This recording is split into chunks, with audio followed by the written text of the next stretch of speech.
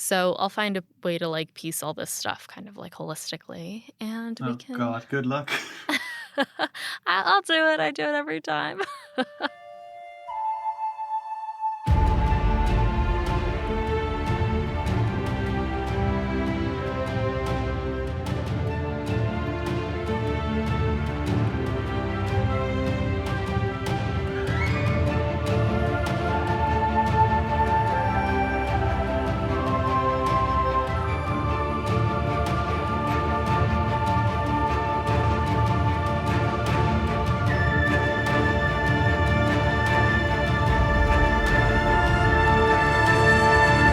Welcome to Breakfast in Beauclair, a global Witcher podcast. My name is Alyssa from GoodMorhen, and I'll be your host as you, I, and our international hanza accompany Geralt of Rivia and his destiny, Cirilla of Cintra, across the continent. I feel like every time I do these introductions, there's always something to celebrate. 2 days from now, on Friday, September 4th, is the 3rd anniversary of GoodMorhen, my little project for the Witcher community that took quotes from the Witcher books in a world that was only Witcher 3 screenshots and brought the books to a visual medium. It's been 3 years since I started that project, and even though it has kind of been in a liminal space between heaven and earth in the last, 2 years since I started Breakfast in Beauclair, building the community around GoodMorhen that we did was so crucial for the success of the podcast, and I can't thank everyone enough who's been with me since the start of GoodMorhen. So I just want to say thank you all for creating that community with me and, in turn, making this podcast and this production possible. 3 years feels like a long time to dedicate to a fandom, but here we are.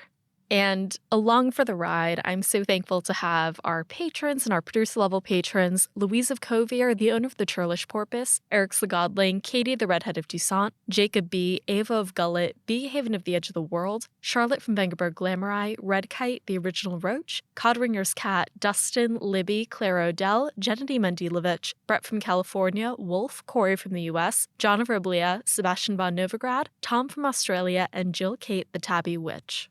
If you'd like to explore becoming a patron of the show, head over to patreon.com/breakfastinbeauclair.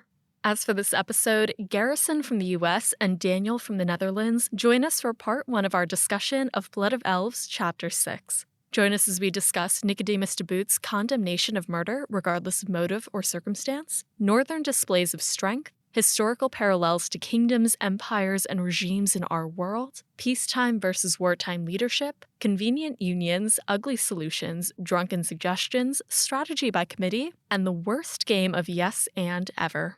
In our mid-episode news segment, Tidings from Toussaint, Larson Witcher Flicks shares behind-the-scenes insights from Lauren Hisrick and Beau DeMaio about The Witcher and Nightmare of the Wolf. Without further ado, let's begin our discussion of Blood of Elves, Chapter 6.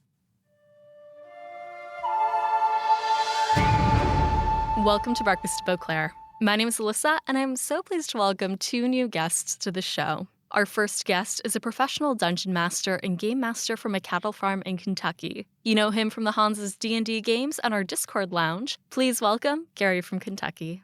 Hi, Gary. Oh, hi. Oh, hi. Yes. Our second guest is a half-Dutch, half-German student studying history and specializing in ancient and medieval history with a fascination for feudal politics, religion, and the fall of Rome. Please welcome Daniel from the Netherlands. Hi, Dan. Hi. Thanks for having me. Yes, absolutely. I'm so glad to have you both on. Again, thank you so much for your patience. When I first booked you guys for this episode, that was in December 2019.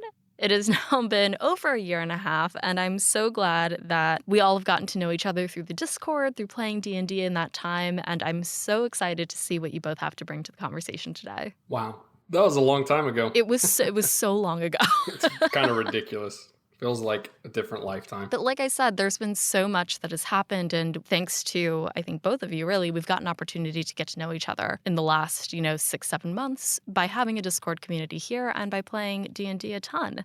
So, as I always do, I'd love to learn more about both of you before we jump into the episode. Do you guys mind telling me how you both got into The Witcher? Yeah, I can start. It's quite a confusing story, to be honest. Sort of started quite, I think, like most others. They saw like, hey, The Witcher 3 is a game coming out. So I saw that, I was like, ooh, looks nice. But my laptop can't afford it, so I'll start with the first one, Witcher 1. Before I started wanted to play the game, I looked at a video about it. And that video, someone read about the first chapter of The Last Wish, with the battle between Geralt and Striga. So I was completely hooked in that. And I was like, ooh, where'd you get that text? And the video was like, I read it in a book. I was like, fuck, now I can't play the games. Now I gotta start with the books. First read the books, and can finally play the games until my computer was able to run The Witcher 3.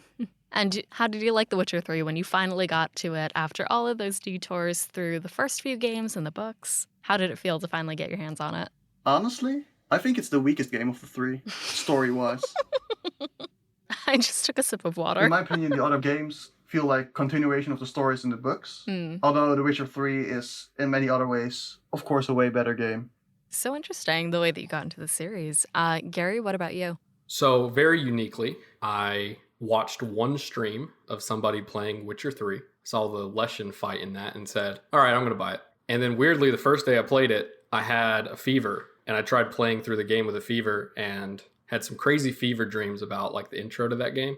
From there on, I was hooked. Eventually found out there's books, and I was like, okay, let's start reading the books. Got The Last Wish, read it in a day. I think from like the time I got it from a local bookshop to like 8 o'clock that night when my mom was like, hey, are you coming for dinner? And I'm like, oh, hello. I was sitting uncomfortably, like sprawled out on a couch, and I can remember exactly how uncomfortable it was to sit, but I didn't want to stop reading the book, so I just sat there uncomfortably that entire time. I read all the books up to Tower of Swallows in like a year, and then I didn't read the last half of Tower of Swallows and the last book, Lady of the Lake, for like another 4 years. Because school, college gets very busy, so I wasn't able to make time for reading. And then finally did on my senior year, which should be the busiest time, but it was the easiest. And I actually finished that off after we had been set to be on the podcast. I was like, I really should finish the books if I'm going to be on a podcast about the books. Yes. And then once I finished all the books, I went back and played Witcher 1 and 2. I will tell everybody, don't go play Witcher 1. Go play Witcher 2. It's okay. And that's my spiel. Yeah, I mean, so many people just find their way to the Witcher series through the video games and now with the Netflix show. It's so exciting to hear about everyone who's discovering the books for the first time. Everyone's first read is so magical and so exciting. And as we're here on Blood of Elves, really this is the chapter that, sets up the rest of the saga. So I'm excited to get to it with you both today. That felt like a very natural transition into the chapter, but I'd love to talk to you guys more about everything with the hanza and stuff so that listeners can get to know you better. So famously and infamously, you are our resident dungeon master and game master here with the hanza. Could you tell us a little bit about how you became a DM, like what brought you into D&D, and what Dungeons & Dragons has been like with our international community? Yeah, so I started playing D&D, as many do, when you get into college, and you just get those free life experiments, and you just go out and you find all kinds of freeing things. No, I actually found that from a Twitch stream too. As you'll find out, I watch a lot of Twitch. Like the number one game on Twitch at the time was D&D, and I'm like, what the heck? Really? A board game is the number one on Twitch? So I clicked it, because it was Tuesday afternoon, and there was a recording of a show called Critical Role. Big D&D show, and there was a guy there playing who's this huge dude, really athletic dude, kind of like me, and I'm like, wait, this guy plays D&D? I gotta play D&D. This looks awesome. Then I got into D&D, stopped working out, like most people, let the nerd phase take over my life, and now playing D&D 5 days a week for you crazy people in the hanza. But really, it's an amazing opportunity to be able to just play games every day and plan for games every day. And you guys have really helped me a lot this year, giving me something to look forward to, because back in February, my basement flooded. Like, there's a lot of flooding going on in Germany right now, and I feel really bad for them because I know what that's like, because I lost a lot of stuff. And around that time, I was starting to get games going, and so giving a routine to my daily schedule as I moved out was very nice. And, apparently the only thing that bites people as much as the Witcher books and games is D&D with this group. So that's what's going on right now with all D&D stuff.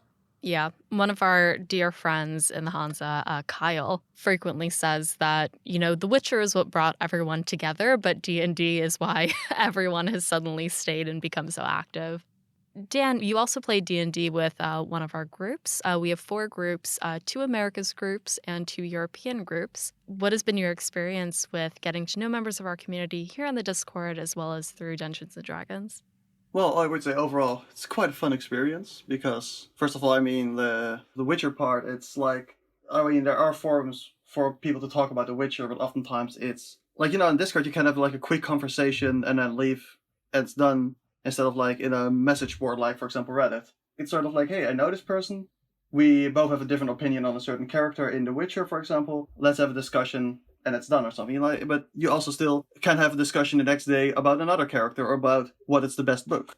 So that's what I always like about the Hanza. And yeah, D&D wise, I would say it's quite funny. For example, certain people on the Discord I would never have a conversation with. Nowadays with D&D, I suddenly have an entire campaign with them. So it's quite a contrast, No, Dan, you hit it right on the head, because one of the great things about this community is that there are discussions, because so much of online talks these days are, it's my opinion and you're wrong. And I feel like we don't just talk about The Witcher in the Hanza. We talk about Marvel and other media, other entertainment, other things that are going on. But it always is a discussion, and we're all able to put points out there. But at the end of it, we aren't all mad that somebody else doesn't have the same opinion as us. And I got to credit Alyssa for having a discussion-based podcast. Building that community around that has really enveloped the other talks that we have. So we're very civil when we talk to each other, which is really nice. Yeah, I totally agree. It works. I mean, there are some people on the Discord who, strangely enough, like Nilfgaard. But if, for example, if I talk with them, I mean, people like, for example, on Reddit about Nilfgaard, I think like, well, who are you, like, random idiot that has that opinion? But I mean, this time, now, because in the Discord, you kind of know the people, it's way more like actually a discussion, like, this is your opinion, this is my opinion. We maybe can try to convince each other about our opinions, It's more, we disagree, but in a civil kind of way, instead of like internet anonymous curse words. Mm-hmm. And we still like The Witcher by the end of it. It's what ties us together. Yeah. And, I think that brings us nicely to the actual chapter, in which we spend most of the chapter listening to people discuss and debate, strategize from all these different factions on the continent, which makes for, a deceptively slow read. And then you actually get to the content, and suddenly this is the bulk of the plot for all of Blood of Elves.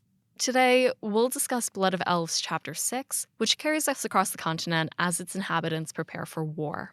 This chapter is so deceptively slow. Like, we get a roundtable discussion from the north. We get a roundtable discussion from the south. We hear Geralt is plotting something. Mages are plotting something. And with all of this discussion, it seems like it's going to be slow. But when you look at everything that has happened in Blood of Elves is definitely a foundation for the rest of the saga. If you look behind at chapters 1, 2, 3, 4, and 5, and ahead to chapter 7, nothing really happens in any of those chapters that pushes the plot forward with as much force as everything that happens in chapter 6. I know that Gary and I have had a few discussions where when I signed Gary this chapter, he was like, that's the boring one with the kings. And then we went back and read it, and it was like, oh my God. Everything happens here. So the chapter opens with a second interlude from Nicodemus de Boot, who is the first Chancellor of Oxenford Academy. These interludes, they've been sprinkled throughout the book. We saw a previous one from him about stupid people very early on in the book. And now we're revisiting him again here after seeing his bust on the Oxenford Academy in Chapter 5. Here, Nicodemus de Boot says, "Murder is always murder, regardless of motive or circumstance. Thus, those who murder or who prepare to murder are malefactors and criminals, regardless of who they may be. Kings, princes, marshals, or judges. None who contemplates and commits violence has the right to consider himself better than an ordinary criminal, because it is in the nature of all violence to lead inevitably to crime." And this is from his book, Meditations on Life, Happiness, and Prosperity. Did either of you have any thoughts on this interlude before we jump into the chapter? Is there a reason why you think Sapkowski might have chosen to lead this chapter with this quote? Well, he says, none who contemplate and commit violence can consider themselves better than an ordinary criminal. So, wonder how much plotting of killing there's going to be. Whoa. What I also think is interesting is he's sort of even not just saying like, hey, everyone who wants to commit violence is a criminal, but he specifically also mentions like kings, princes, marshals, and judges. Most of the society, I would think, has sort of way more like a sense of hierarchy, that he sort of like questions the authority basically of the kings to say like, hey, you can't kill people as well because killing is a crime, is, I would say, a very brave and extraordinary thing to say in a world like The Witcher, you know? Yeah. And, historically, Sapkowski has used these interludes to obviously frame everything that will come in the next chapter. We're kind of walking into the rest of chapter 6 with like, all right, well, we're deciding that, there's no moral correctness in murder. And yes, that will certainly color the rest of the chapter to come. In the first section of the chapter, 5 monarchs from the northern kingdoms, Vizimir of Redania, Demavend of Aedern, Foltest of Temeria, Henselt of Cadwyn, and Meve of Lyria, meet in secrecy at Haga Castle to strategize the northern response to unrest around the continent and the looming threat of war. This is also a very famous chapter. This is the first time that we're really meeting a lot of the kings from around the continent. We had met Foltest of Temeria in the very first short story, The Witcher, back in The Last Wish, and that was a story with the Striga. And we're seeing him here again, however many years later, with the rest of his company, all kings. And we find them here in Haga Castle currently deciding what to do about Nilfgaard, which is the big pressing question. There are kind of 3 phases of their discussion. First, a lot of them voice their concerns about what is happening around the continent. Specifically, they are afraid that Nilfgaard is going to get past the Yaruga River that runs a natural border between the north and the south. They're concerned about the Scoia'tael attacking in Cadwyn and Temeria, and the Scoia'tael are who we saw in Chapter 4 at the Caravan. They're concerned that Nilfgaard is flooding the local markets with goods and destabilizing the economy. They're concerned about a possible uprising of their constituents in that they might think that life with Nilfgaard is better than it is under the current regimes. So they're afraid of Nilfgaard spreading propaganda. One thing I already think is quite interesting when we're reading this part about their concerns, for example, about Nilfgaardian-backed uprising, is because they're talking about, for example, the nobles are being promised titles in the provinces, the merchant corporations are being bought, the common people are being incited to revolt by the priests, because somehow it's a better life with Nilfgaard. But at the same time, I would say one of the kings also mentions, recently there have been a lot of rebellions and uprisings in the Nilfgaardian provinces. So it's sort of like, at the same time, you see already Nilfgaardian's propaganda machine working, because if you look at it like, why are those people rebelling if Nilfgaard is doing so great? But it isn't about if Nilfgaard's great, it's about Nilfgaard saying that it's great to people who have yet to be conquered. Yeah, always looks greener on the other side. And I think, we had talked about this in a previous discussion on the podcast as well, just like having that multi-armed approach. I think Geralt had put it this way when he was on the boat, like Nilfgaard is taking with gold what it couldn't take with its arms. They're really doing a full attack, not just with their armies, but also, like it says, destabilizing the economy and also just like making the rabble concerned. It's smart. It really is to conduct warfare in that way, because then when Nilfgaard comes in, again, as the kings say, they'll be seen as some sort of savior, and that Nilfgaard might be welcomed if they don't play their cards right. One of the quotes from this section that sticks out to me is when they talk about Nilfgaard spreading propaganda, the kings speak about the flood of clerics and mystics that have suddenly come in spouting stuff about Ithilne's prophecy and the savior from the south and all that. They kind of go back and forth about you really shouldn't be making martyrs out of clerics, that's exactly what Emir wants. And Foltest says something really interesting here. He says that he hasn't really done anything about any of these mystics, because he says, what sort of dignity or authority would it be anyway, referring to his own rule, if it could be undermined by the squealing of some deranged fanatic? So, to an extent, they do seem fairly confident in their hold on their regions, but at the same time, they're still playing with powers that are equal to theirs, certainly. That quote stood out to me specifically from Foltest. Well, I would say, and it'll come back later, but realize that the whole Ithilne's prophecy, that is a elven prophecy. So wait to see what the kings come up with to solve this elven prophecy being spouted in their lands. So as they kind of start voicing their concerns, they don't really know what to do. They keep going back and forth on like, well, we can't really attack them, but you keep telling me not to take a risk, but da-da-da-da-da, and they're just kind of yelling at each other. All of a sudden, the four kings turn toward the only woman in the room, Queen Maeve of Lyria.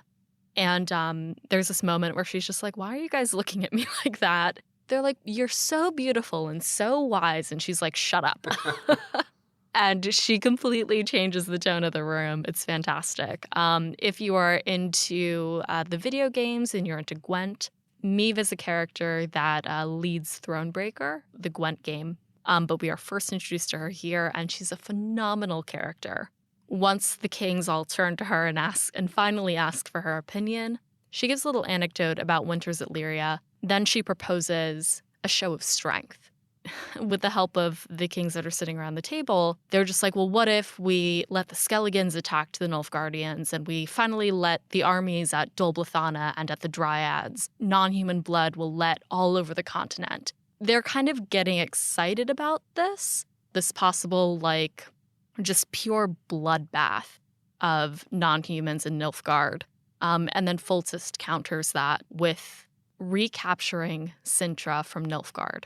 They're just like, that's not really possible. What are we going to do? Like, Nilfgaard already has it. There's no reason why we need it. And they kind of go back and forth on like, no, Cintra is a symbol. We would not have won Sodden without Calanthe's martyrdom, without what Cintra had meant to everybody prior to Sodden. Because apparently the northern forces in Nilfgaard were equal at the time. And no one could have predicted that the north would have stomped them so hard at that battle. As they're proposing a war with Nilfgaard and the opportunity to take Cintra back, Henselt and Vizimir point out that attacking Dol Blythana and the Dryads in Brocalan and Nilfgaard is not going to be backed by many of the other kings because they all signed a truce. And it's not going to be backed by the mages either because the truce had initially been proposed by Vilgefortz of Roggeveen. The kings voiced concerns about Vilgefortz as well as the mages. Notably, none of the mages are here, and they're kind of doing this all in secrecy.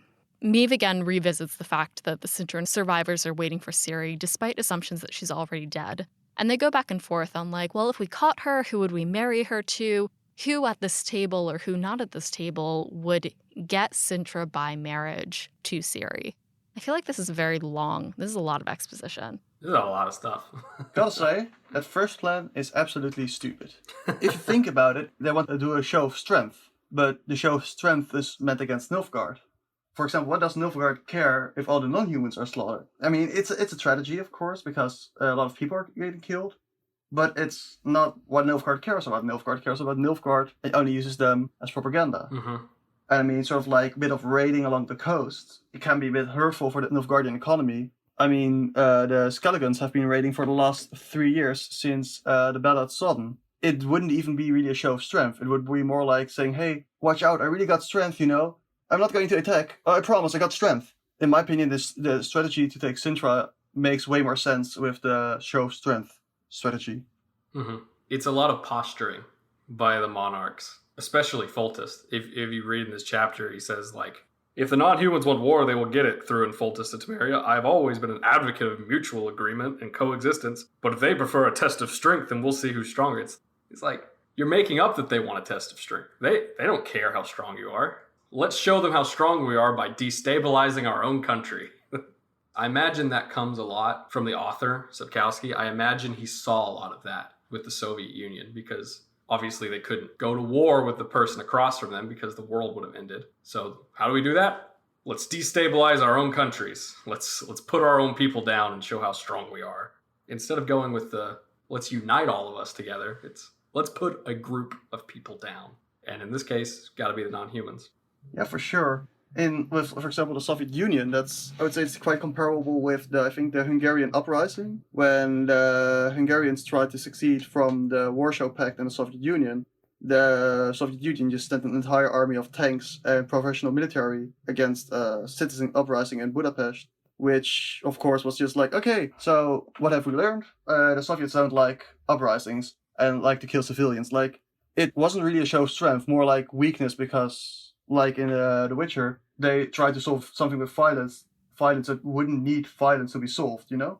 I think the thing that I don't know if they're taking into account, maybe they are, maybe they do or don't understand the strength of their own armies. But like, for this show of strength to happen, that still requires a sense of that sacrifice on their end. Like, they would be thinning out their armies just for that display. And they're hitting them, presumably at certain points, right? Dol Blathanna, the Valley of the Flowers, Brokilon, where the Dryads are, taking care of Scoia'tael skirmishes around Temeria and Aedirn, as well as like along the coast where Skellige can attack. But, Nilfgaard's enormous. They have the entire south and they've conquered the entire south. So, like, what are these in the grand scheme of things? And presumably all of this will kind of work its way up the chain. Nilfgaard will find out. But is that human sacrifice on the Northern Kingdom's part really worth it? And would it really have the effect that they want, aside from just breaking everything out into full-out war and genocide? Yeah, it's very ignorant and short-sighted by these kings who obviously want a solution, right? So they look to a person, they say something, and then they're like, yes, let's go with that. There was never a second option. They never discussed a second option. But imagine if they said, let's get the elves on our side. Imagine what having 300 years of experience would be to have. But they don't say that. Let's say, let's do the easiest method. Let's kill them. Let's show how strong we are by killing people. That also takes us back to our thing by Nicodemus de Boot. No matter where you bring up murder, it's murder. You're not any better, kings, queen, by bringing up murder and using that because it is a crime. And in this case, it's against humanity. It brings back that like famous quote. The exact phrasing of it is slipping my mind, so I'm just going to paraphrase. But it's basically about how, when world leaders decide for war, they're not the ones that pay. It's the people who are, conscripted and whose lives are lost. And the actual weight of war never or rarely actually impacts the people who are in charge. At least, from an American perspective, you see that a lot when administrations, Congress decide send Americans to war. I also think that maybe might add to what you just said, Gary, about murdering and just, instead befriend the elves, is that, for example, what we see when they go on that caravan, right? They're friendly dwarves, like maybe as mercenaries or as voluntary soldiers. There are people who are willing to fight, non-humans who are willing to fight for the Northern Realms. But if suddenly an army of soldiers walks into a city and says, we are going to kill non-humans because some of them in the forests are fighting guerrilla war, then you're just losing the support of all the non-humans, which in the end is exactly what Nilfgaard wants. Instead of the Northern Realms protecting themselves, they are actually alienating everyone who was still on their side, Yeah, totally true. Like, you're throwing away precious manpower in your point because Nilfgaard is massive and you need everyone on your side. And even letting one dwarf go is like a detriment to your group. Eventually the counterpoint comes, right? They're getting very excited about this possible show of strength, specifically toward the non-humans in Nilfgaard, at least between their 5 kingdoms. And then Henselt and Vizimir point out that, attacking is going to break that truce that they all already signed after the First Nilfgaardian War. So after the First Nilfgaardian War, after Sodden, they all had signed a truce that was set up and facilitated by the mages and by specifically Vilgefortz of Roggeveen. And Henselt and Vizimir point out that attacking as aggressors is going to break this truce. And if they do that, they're not going to get the backing of any of the other kingdoms within the north. And they're not going to be backed by the mages. So they're kind of at a loss for what to do at this point. It's interesting to note specifically that they're concerned about the mages and that they start to show a lot of concern here and doubt about Vilgefortz specifically. And we haven't met Vilgefortz yet, I don't think. We'll meet him later in this chapter, but we haven't met him yet. I think it's fascinating because they're talking about like that apparently Vilgefortz led the mages into battle for the sake of the Northern Realms in that battle. And I mean, like you can already start it in something more in Sword of Destiny. It's apparently the addition of the mages in that battle was really defining the chance of success for the Northern Realms. Yeah. First impression I would say of Vilgefortz is like, so he's like a military leader. But at the same time, they're also mentioning like, hey, he wants permanent peace, which should not lead to another war anymore. Which I think also is quite interesting. So he did lead at least the mages into war, but now he also sort of like, okay, we fought the war. now we're done. Yeah, and I think positioning yourself as both a wartime leader and a peacetime leader is probably so strategic on his part. Again, I feel like there's just a random quote about it's better to be a soldier in a garden than a gardener in a war, that kind of thing. And I feel like if Vilgefortz, if this person, this mage, is able to prove himself as both a wartime and a peacetime leader, that just puts him on another level of strategy and importance within the continent. And when we meet him later, he probably knows that. Before we get to the rest of the discussion between our 5 monarchs, we're going to hand it over to Larson Witcherflix for recent news on the Netflix shows. When we come back, Garrison, Daniel, and I will continue our discussion of Blood of Elves, Chapter 6.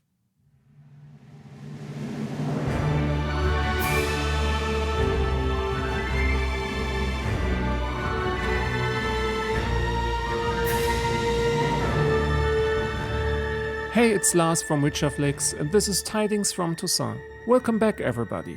Last week, the Witcher spin-off anime movie Nightmare of the Wolf was released on Netflix, and we were finally able to return to the continent again. It was a wild ride and very successful. It rose to 2nd place on the list of most watched movies on Netflix worldwide during its release week. Of course, in its release week there were a handful of interesting interviews with the movie's writer Beau DeMaio. In a live stream with Vortex Central, for example, he talked about the overall feel he was going for with Nightmare of the Wolf. He said, "My intention with Nightmare of the Wolf was to have it feel like the question mark on the Witcher 3 map. It starts out like a very small quest for Vesemir, but then suddenly you're taking a boat to a medieval lighthouse for something that needs to be exercised. I structured the movie to have that same kind of side quest feel." On Twitter, Beau DeMaio did a very informative Q&A where he answered a number of fan questions, some of them very spoilery. He talked about how the whole project originally came about. During Season 1, Lauren Hissrich asked me if I'd be interested in writing and producing the anime. We discussed some potential ideas, Kaer Morhen Massacre being our fave, and then Lauren was kind enough to trust me to steer the production from there, both as writer and producer.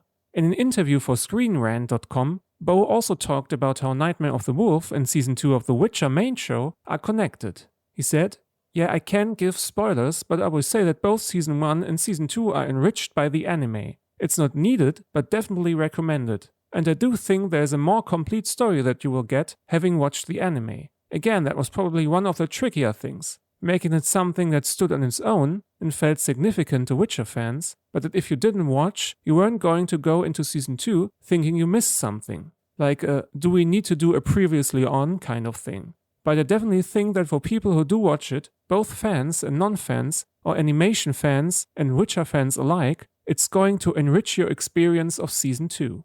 So if you haven't watched Nightmare of the Wolf already, it is out now on Netflix. But now let us move on to the Witcher main show. During a panel at the Television Critics Association press tour, showrunner Lauren Hissrich and actresses Freya Allen and Anya Chalotra talked a lot about Season 2 of The Witcher, and even about a possible Season 3. This is what Lauren had to say about the timeline, a highly debated topic for the first season, and what it will look like in Season 2. What I did with that is we won't play with time as much, but still not tell completely linear stories. For example, Ciri's story moves back and forth in her head.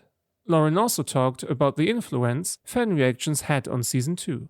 I'm constantly reading what resonates and what doesn't. The thing I really react to is what people love, what people want to see more of. People really want to see more of Ciri and Geralt together, Geralt and Yennefer together. I think that part of my job is to listen to what the fans like. We have a lot of them, and I want to make sure they enjoy it.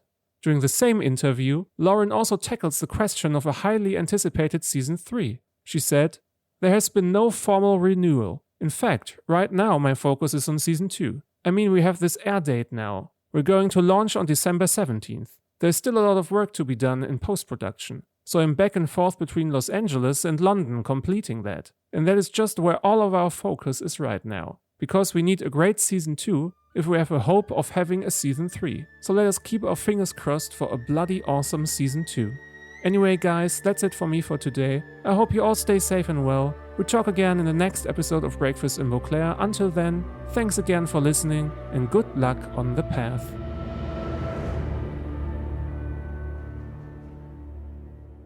Hey everyone, welcome back from the break. When we left off, 5 monarchs from the northern kingdoms, Vizimir of Redania, Demavend of Aedern, Foltest of Temeria, Henselt of Cadwyn, and Meve of Lyria, were meeting in secrecy at Hage Castle to debate the future of the continent. Foltest's point, all of these concerns considered, he counters with, what if instead of this silly show, we recapture Cintra? All the kings debate this back and forth, and apparently, Meve puts forward the information that Ciri has been seen among the refugees in, I believe, Cadwyn, and has since disappeared. So everyone presumed she was dead, but Meve puts on the table that no, I think she survived, and suddenly the conversation shifts again. Meve notes that the Cintran survivors are waiting for Ciri, despite assumptions that she's dead. They decide, well, if we're going to take Cintra, we need to do so with Calanthe's blood. We cannot do this on our own. The Cintrans are too proud. They will want their kingdom for themselves. So if we find her, who's going to marry her? They spend so long just tearing each other down. They're so suspicious of each other, and Foltest specifically. And they go back and forth for a while debating who's going to marry Ciri. Yeah, Foltest is really being bullied in this part of the chapter. He's like, yeah, I'm a noble guy, look at my noble features, I'm very nice, don't want to kill elves, don't want to kill priests, I'm a very decent person. Wait, an empire? Me? No, I wouldn't want a big empire. Please focus on someone else, please, no. Yeah. No, please. They specifically note at one point that he turns beet red and then very white in turn after being accused of wanting to kind of sneak by and steal Ciri. And there's a few funny comments in this section as well. When they're going around trying to figure out who has sons or who's eligible for marriage, they ask Meve if she has anybody. And she's like, yeah, I have 2 sons. Maybe they're dead, maybe they're not, but none of them is fit for the throne and they're both stupider than their father. And it's so funny. Just hearing generally how competent she is and seeing how badass she is throughout the series, how genuinely silly her family must be by comparison. I mean, King Vizimir, for example, says oh, Meve, seriously, I knew your husband. They're dumber than him. Poor you. Damn, girl. You really had to put up with that? Yeah. They don't get to a conclusion here. But the other thing that is snuck into this is that Vizimir of Redania then asks the group about Rince or Ryance, whatever you want to say. This is significant for a couple of reasons. One, we obviously met Rince back in Chapter 1 when he was interrogating Dandelion, looking for Ciri. We spent Chapter 5 with Geralt looking for him. Geralt, we learned, set a trap by being on the Murchison grog company and was trying to bait Rince into coming out into the open. We also heard from 2 top Redanian officials, Dijkstra, the spy master over in Redania, as well as Philippa, one of the leading advisors to King Vizimir, that they knew about Rince. Therefore, it totally makes sense that Vizimir from Redania is the one to bring this up to the rest of the kings. But he asks, he's like, there's somebody else looking for this girl and looking in such a way that you have to question their motives because they're just leaving a trail of corpses across the continent. Nobody knows who Rince is. He asks, and then they just glide the hell past it. But as a reader, you're just like, oh, shit, what? Interesting at that moment, because suddenly it's for the reader, it's the first time, wait, okay, we know Rince is someone else's lackey. So this moment, it's okay, they're going to reveal now whose lackey is? No? Yes? No? Come on, please tell us. And then they're like, you'll see that the next time.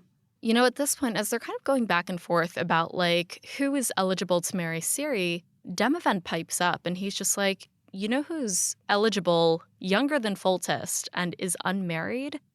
Emhyr, the Emperor of Nilfgaard. And they freak out. They're just like, oh, we didn't even think of that.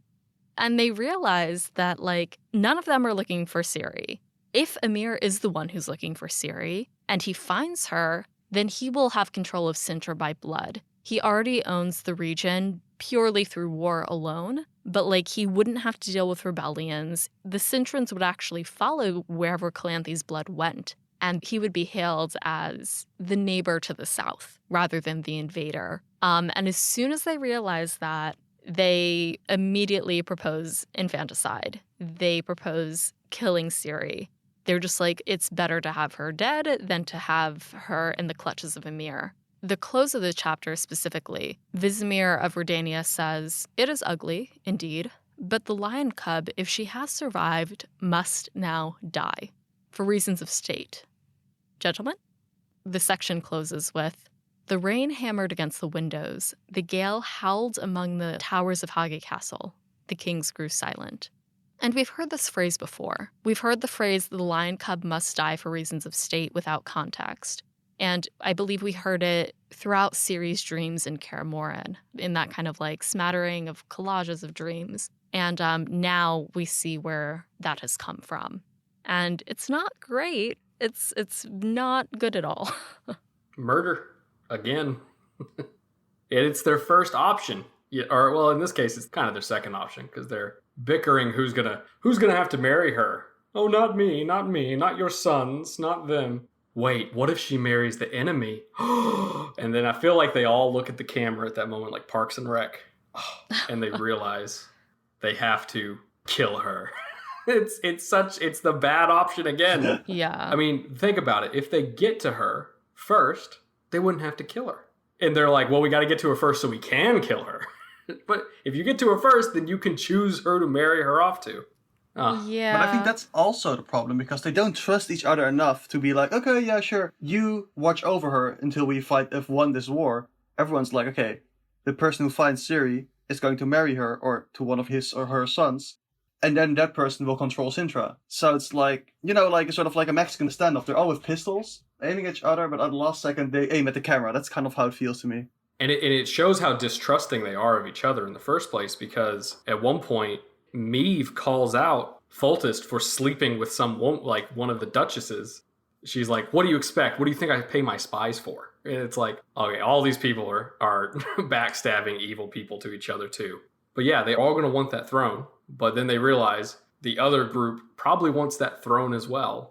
Like you said, not only will Cintra be with them, but likely Skellige would too, because Skellige is allied to Cintra through marriage and things like that. And Croc on Crate, earlier in the chapter, it says he's sworn like a blood oath of revenge against Nilfgaard because of all the deaths. Yeah. So if it turned out Ciri was back, Croc on Crate would be like, guess I'm fighting the other side now.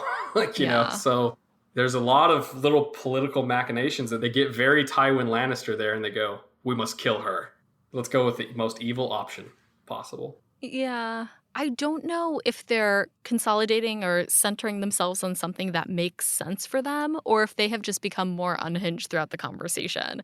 And I genuinely cannot tell if this is worse than what they were originally proposing, or if this is the more logical approach. And I don't know if this comes back to like the lesser evil kind of thing, or oh man, I don't know. Like when you're looking at like continental war, like I mean, I don't envy them for having to make this decision, but it's also like it seemed quite fast at the same time. All right. Well, they're just as easily willing to kill all the elves and dwarves in their kingdom. What's a princess, right? What's a queen? It's probably very patriarchal. It's like, what's this princess? Kill her. Get rid of her. I think it also doesn't help, but from the beginning of the chapter, they already describe, having either a beer or a wine or whatever, constantly drinking. So I kind of just, imagine that it started like right before the chapter starts. They're like, oh, just like wise and noble kings. Like during this chapter, they're just getting more drunk and drunk and drunk. Like, like if you're drunk, you make stupid suggestions. It's like, guys, you know what we're going to do? Kill all the elves. And everyone's like sort of too drunk to think like, I got a better plan. Instead of like, kill all the elves? Yeah, let's kill all the elves. And they're like, yeah, but we don't want to kill the elves. We should kill just the princess. Yeah, let's kill the princess. Like, guys, stop drinking. This is the worst game of yes and ever. Oh, man. I mean, no. We'll, of course, see how their plans play out. I think the biggest takeaways from this section is to note that the North is conspiring together, or at least this block of kingdoms is conspiring together. They considered a multi-front attack and then quickly discarded that before focusing in on that key to victory, which they see as Ciri specifically, and the need for her death. Dan, you had a bunch of notes here that I don't think we got to. Maybe 2-3 small thingies, I think. One, well, of course, they start in the chapter, they're describing all the sort of military improvements that Nilfgaard has made between the last Nilfgaardian war and now. And then they're talking, for example, about like, yeah, they killed all the generals and so many officers. Who's gonna lead them now? And this reminds me, like Sapkowski uses, like, I would say 3 empires/people to make Nilfgaard. One is, I would say, the Third Reich, or the Nazis, the Roman Empire, and sometimes the Soviet Union. And for example, the Soviet Union used, like in the period under Stalin before the Second World War, they had a Great Purge, in which many, many, many generals and other people were killed off or sort of kicked out of service because they maybe could have conspired against Stalin. And in many ways, I would say that's quite comparable to this Great Purge that Emir did, because I would say that's not a very typical thing to do. So I think that's what Sapkowski is referencing. Mm-hmm. It's interesting to me that it's that comparison, but for the Soviet Union, it made them very weak. They had a lot of young generals that didn't really know what to do. A lot of them were just thrown in the position because they were the next rank down and they were not ready to be a general. Like, at least in the case of the Soviet Union, they found out how bad that was when they tried to take on Finland and had to sacrifice a lot to try and even get close to winning that war. I think in the terms of the Roman Empire, there was one case of a decimation. Like, we think of decimation today, people say, oh, they were decimated. What that means is to kill 1/10 of your people. I think it was Octavian or Octavius, one of these Roman emperors, who commanded his army to kill 1/10 of his own army to instill that fear and respect. And you see, like, if you want to compare it to those empires, that's definitely another way to take it, because they lost a war, they lost this battle, kill 1/10 of yourself. And it seemed to them that's how you reinstill this loyalty through fear. Yes, that's kind of what they did, at least if I remember correctly. Decimation, at least in Romans, what they did was, it was like a sort of normal rule. Although I think it's kind of weird that's a normal rule, but if army unit, I think a cohort would retreat from battle, like 1/10 would be killed, but not completely random, because like the Romans, they had like a decimal system, so like there were soldiers in groups of 10. You had a group of 10 men, and 9 of them had to kill like the 10th guy.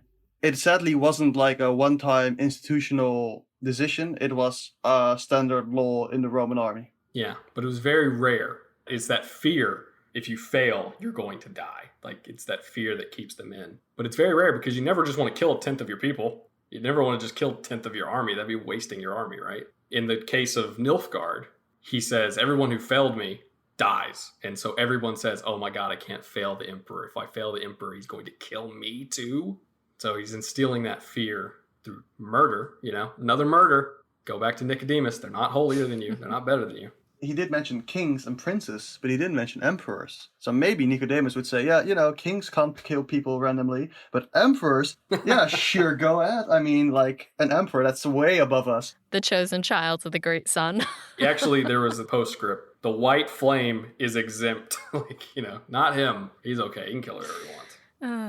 It's quite interesting that in the end they decide, of course, to go to war against Nilfgaard, not by just, taking an army and running it straight into Cintra, being like, okay, we've done it.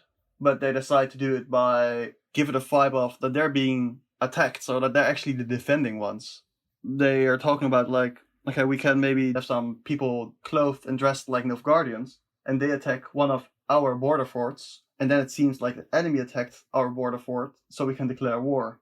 As far as I know in history, I think the most famous example of this happening was right before the Second World War, when the Nazis went to war against Poland by dressing some of their soldiers like Polish soldiers. And then those disguised soldiers attacked a German radio station, killed or captured the people inside, and then were like, during the radio transmission, hey, we're totally Polish people, we're declaring war to Germany right now. So yeah, Germany, go ahead. And then, yeah, World War II. There are endless counts of that type of, finding a reason to go to war, and let's say we're the just people in that war. But I think if you go back to Nicodemus, you're planning to kill. You're not better. You're not more just in any way. You can lie to yourself all you want, say that you're defending yourself, but you're not. Again, like a theme that continually comes up on Breakfast in Beauclair is the thought that like you are always the hero of your own story. So no matter what side of the conflict that you're on, you're always going to think that you're doing the right thing as well. Jokingly, I looked up if any of the kings' names were like taken from something. Oh yeah.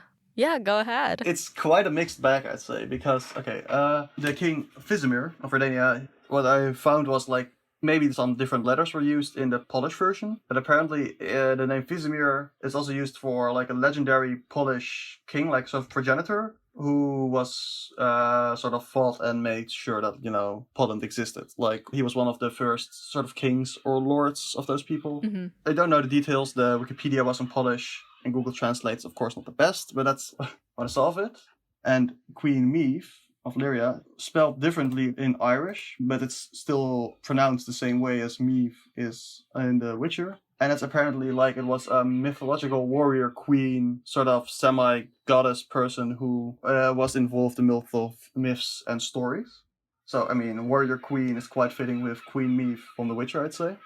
Then, the last semi-normal one, King Henselt. Not Henselt, who wasn't apparently a, normal name. But, Hansel, like Hansel and Gretel, the story of the children and the witch, is of course a German name. So maybe that's where Sapkowski got it from. And the last two ones are really weird. I found a full test. I've looked around, and the closest something I could find was the name Voltesti. And that's a Romanian village. So I don't think that's there's a connection there. And Demavent, couldn't find anything at all either, except the word Demavant. And that's apparently a mountain in Iran. So yeah, it's sadly not everything has a background. But then again, it's also nice to see that Sapkowski made up his own names, I think. Oh, yeah, absolutely. I mean, we had heard from Anita and Carolina on our previous episode that the name Cirilla had come from a time where he was like trading goods, and it was the name of a jacket, like somewhere in like Europe. And it seems like he pulls inspiration from just about anywhere. Yeah, for sure. Well, thanks for looking that up. That's so interesting.